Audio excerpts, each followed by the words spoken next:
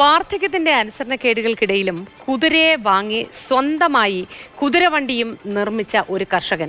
കാസർഗോഡ് പൂത്തിലോട്ട് സ്വദേശിയായ വിജയനും അദ്ദേഹത്തിന്റെ കുതിരവണ്ടിയും ഇപ്പോൾ നാട്ടിലാകെ ചർച്ചയാണ്. കാണാം വിജയേട്ടന്റെ സവാരി വിശേഷങ്ങൾ.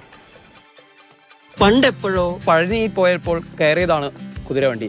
ഇന്ന് ആഗ്രഹം വീണ്ടും നിറവേറുകയാണ്. എവിടെയാണെന്നല്ലേ? കാസർഗോഡ് ചെറുവത്തൂരാണ്. കാസർഗോഡ് ചെറുവത്തൂരിലെത്തിയാൽ വിജയേട്ടന്റെ കുതിരവണ്ടിയിൽ സവാരി നടത്താം.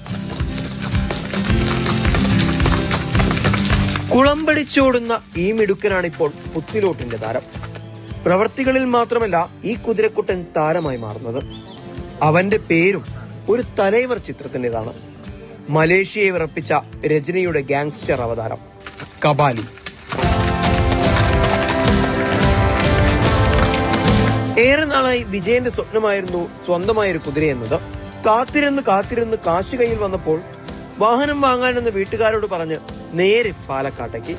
കബാലിയെ വാങ്ങി തിരിച്ചു വീട്ടിലെത്തിയപ്പോഴാണ് കുതിരയാണ് വാഹനമെന്നത് വീട്ടുകാർ പോലും അറിയുന്നത്. മുമ്പേ കാളവണ്ടി ഓട്ടിയിരുന്നു, ഒരു 16-17 വയസ്സുണ്ടാകുമ്പോൾ. അപ്പൊ അതിന്റെ ഒരു മുഖം കൂടി ആയി. കുതിരയുമായി നാട്ടിലെത്തിയപ്പോൾ ഒരു കുതിരവണ്ടി കൂടി ആയാലോ എന്നായി ഇദ്ദേഹത്തിന്റെ ചിന്ത. അതിനുള്ള സാമഗ്രികളെല്ലാം വാങ്ങി സ്വന്തമായി ഒരു കുതിരവണ്ടിയും നിർമ്മിച്ചു. യൂട്യൂബിലൂടെയാണ് കുതിരയോട്ടം പഠിച്ചത്. സാരഥിക്ക് പുറമെ 2 പേർക്ക് കൂടി വണ്ടിയിൽ യാത്ര ചെയ്യാം. വിവാഹങ്ങൾക്കും മറ്റാഘോഷങ്ങൾക്കുമായി ആർഭാടമേകാൻ ഇനി വിജയനും കബാലിയും തയ്യാറാണ്. മാതൃഭൂമി ന്യൂസ്, കാസർഗോഡ്. സാരംഗുണ്ട് കൂടെ. ഗുഡ് മോർണിംഗ് സാരംഗെ. അങ്ങനെ ഇഷ്ടത്തിന് ഒരു കുതിരയെ വാങ്ങിയത് മാത്രമല്ല, സ്വയം പഠിച്ചെടുത്തൊരു കുതിരവണ്ടി കൂടി നിർമ്മിക്കുക. ഏതായാലും വിജയേട്ടൻ പൊളിയാണ്. എല്ലാവർക്കും ഈ സന്ദർഭത്തിൽ ഇതൊന്നും, അല്ലെങ്കിൽ ഈ പ്രായത്തിൽ ഇതൊന്നും ചെയ്യാൻ പറ്റണമെന്നില്ല. അപ്പോൾ അദ്ദേഹത്തിന് അത് കഴിയുന്നുണ്ടല്ലോ എന്നൊരു സന്തോഷം കൂടിയുണ്ട്. Good morning. ഏറെ വ്യത്യസ്തമായൊരു കാഴ്ച. കാസർഗോഡ് പോലൊരു സ്ഥലത്ത് സാധാരണ നമ്മളാരും കാണാത്തൊരു കാഴ്ചയാണ് ഒരു കുതിരവണ്ടി, ഒരു കുതിരക്കാരൻ, അങ്ങനെയുള്ള ഒരു കാഴ്ചകളൊക്കെ തന്നെ.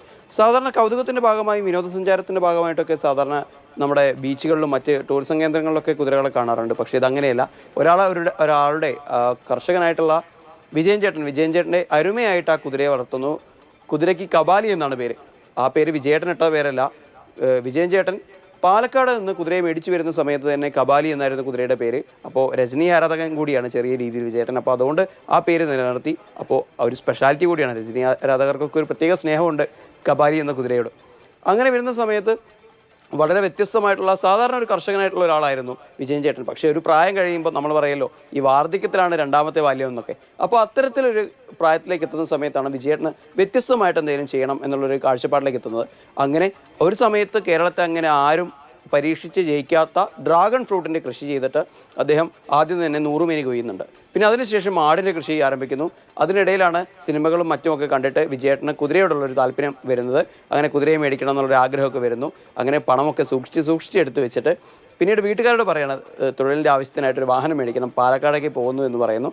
അങ്ങനെ പാലക്കാട് പോയതിന് ശേഷം അവിടെ നിന്ന് കുതിരയായി വരുന്ന സമയത്ത് വീട്ടുകാരും നാട്ടുകാരും ആകെ അങ്ങ് ഞെട്ടുന്നു. അങ്ങനെ ഞെട്ടി അത് കഴിഞ്ഞ് കുതിരയെ കൊണ്ടുവന്നു വീട്ടിൽ വെച്ചതിന് ശേഷം, വീട്ടിലെ പോർച്ചിൽ അവിടെ തളച്ചു വെച്ചതിന് ശേഷം പിന്നെ വിജയൻ ചേട്ടൻ ചിന്തിക്കുന്നത് എന്താണെന്ന് വെച്ചാൽ, കുതിരയായി, ഇനിയൊരു കുതിരവണ്ടി വേണ്ടതെന്നാണ്. സാധാരണ ഒരു കൃഷിക്കാരനാണ്, മറ്റു കാര്യങ്ങളോ സാങ്കേതിക വശങ്ങളോ ഒന്നും അറിയാത്ത ആളാണ്.